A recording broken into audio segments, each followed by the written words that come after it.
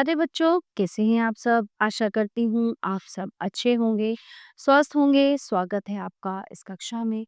आइए आज हम पढ़ते हैं व्याकरण का पाठ 9 विशेषण। तो विशेषण होता क्या है? तो हमने संज्ञा और सर्वनाम के बारे में जाना।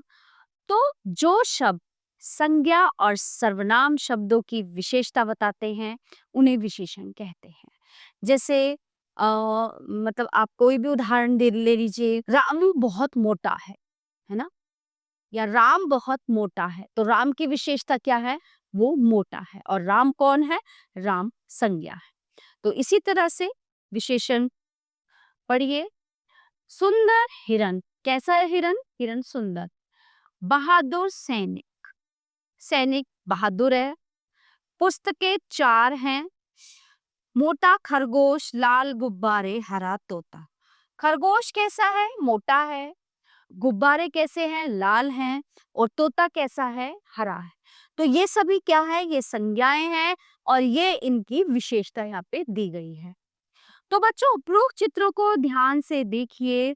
इन सभी चित्रों के नीचे लिखे रंगीन शब्द संज्ञा शब्द की विशेषता बता रहे हैं। जैसे कैसा हिरन? सुंदर। कैसा सैनिक? बहादुर।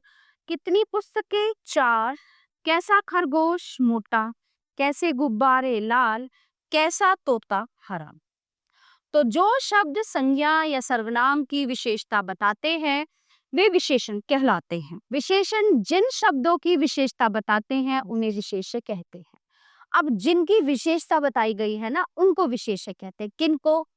सुंदर विशेषण है तो हिरन विशेष्य है। ठीक है? सुंदर विशेषण और हिरन विशेष्य। बहादुर विशेषण है तो सैनिक विशेष्य है। ठीक है? 4 विशेषण है तो पुस्तकें विशेष्य हैं। मोटा विशेषण है तो खरगोश विशेष्य है। लाल विशेषण है तो गुब्बारे विशेष्य हैं। हरा विशेषण है तो तोता विशेष्य है। इस तरह से। ठीक है? अब यहाँ पे कुछ विशेषण शब्द दिए गए हैं, जैसे रंग रूप, गोरा काला, सुंदर लाल पीला। आकार, छोटा बड़ा, ऊंचा नीचा, मोटा पतला। माप तोल, 3 लीटर, 2 मीटर, 1 किलो। संख्या, दूसरा, पांचवा, 400। गुण अवगुण, बहादुर, कायर, अच्छा बुरा। अवस्था, गरीब अमीर, बूढ़ा जवान, बीमार स्वस्थ। ठीक है? तो इस पाठ से सभी विशेष्य वास्तव में संज्ञा शब्द हैं। अभी मैंने आपको बताया ना, सभी विशेष्य जो है संज्ञा शब्द। तो इस पाठ से हमने सीखा कि संज्ञा या सर्वनाम की विशेषता बताने वाले शब्द विशेषण कहलाते हैं और जिन शब्दों की विशेषता बताई जाती है उन्हें विशेष्य कहते हैं। तो प्यारे बच्चों, ये पाठ यहीं पे समाप्त होता है। आशा करती हूँ आपको अच्छे से समझ आया होगा। मिलते हैं अगली कक्षा में। धन्यवाद।